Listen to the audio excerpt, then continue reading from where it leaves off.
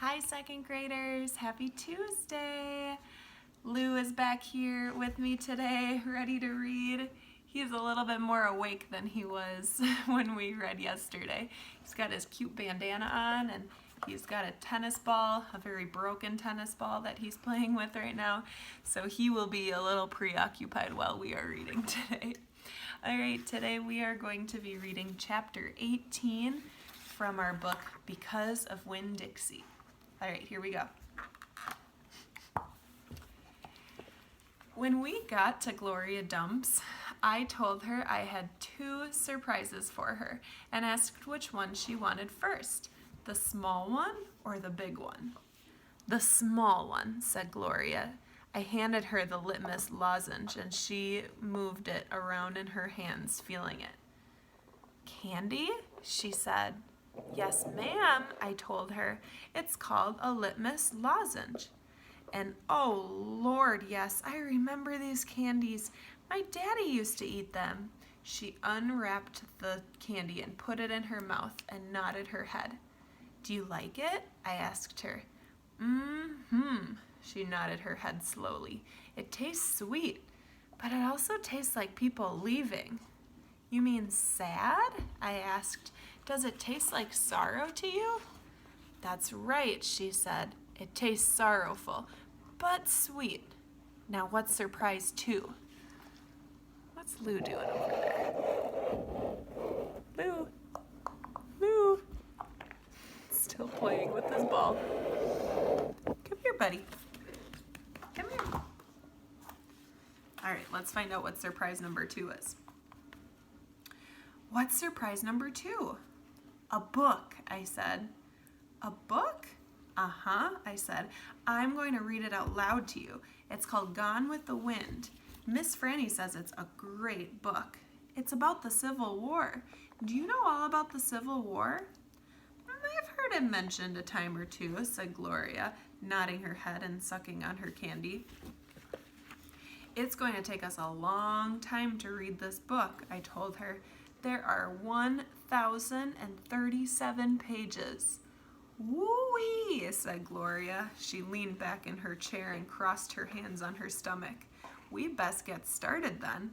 And so I read the first chapter of Gone with the Wind out loud to Gloria Dump.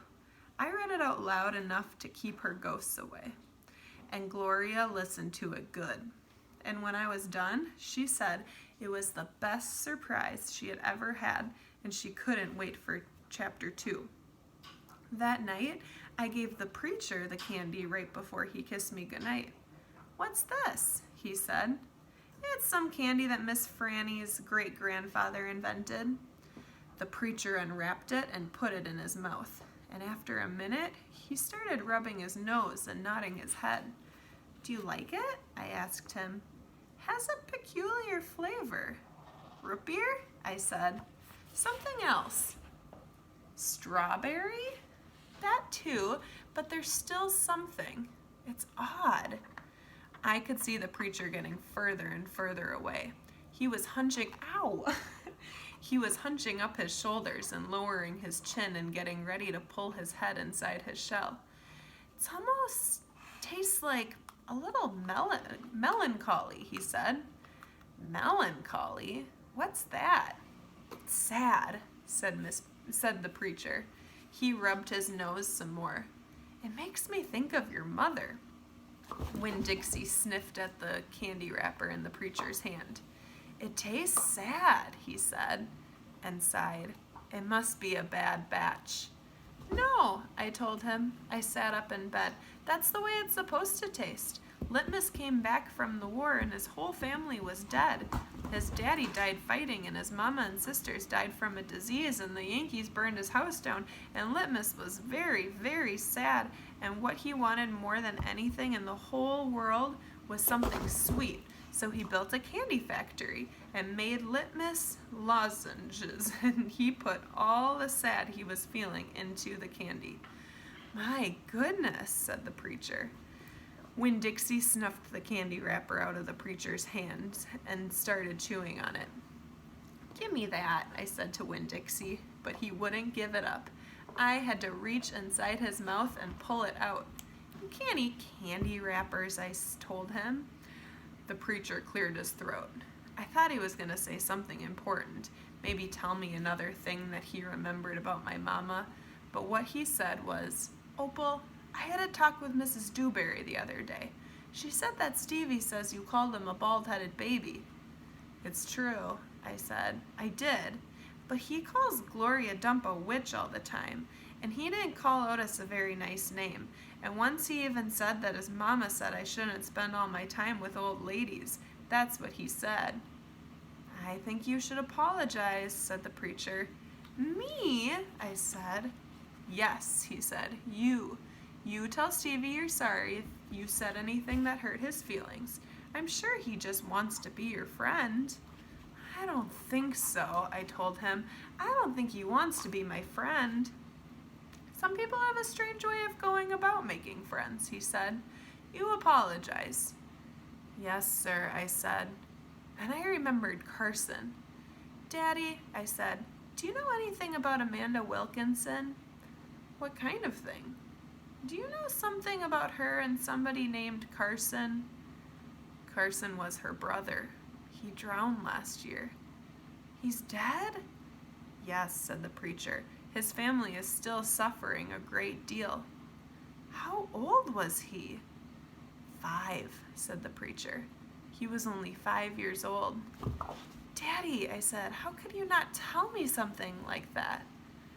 Other people's tragedies should not be the subject of idle conversation, he said. There was no reason for me to tell you. It's just that I needed to know, I said, because it helps explain Amanda. No wonder she's so pinch-faced. What's that? Said the preacher. Nothing, I said. Good night, India Opal, the preacher said. He leaned over and kissed me, and I smelled the root beer and the strawberry and the sadness all mixed together on his breath. He patted Winn Dixie on the head and got up and turned off the light and closed the door. I didn't go to sleep right away. I lay there and thought about how life was like the candy and how the sweet and the sad were all mixed up together and how hard it was to separate them. It was confusing. Daddy, I shouted. After a minute, he opened the door and raised his eyebrows at me. What was that word you said? The word that meant sad? Melancholy, he said. Melancholy, I repeated. I liked the way it sounded, like there was music hidden somewhere inside it. Good night now, the preacher said. Good night, I told him back. I got up out of bed and unwrapped another candy and sucked on it hard and thought about my mama leaving me. That was a melancholy feeling.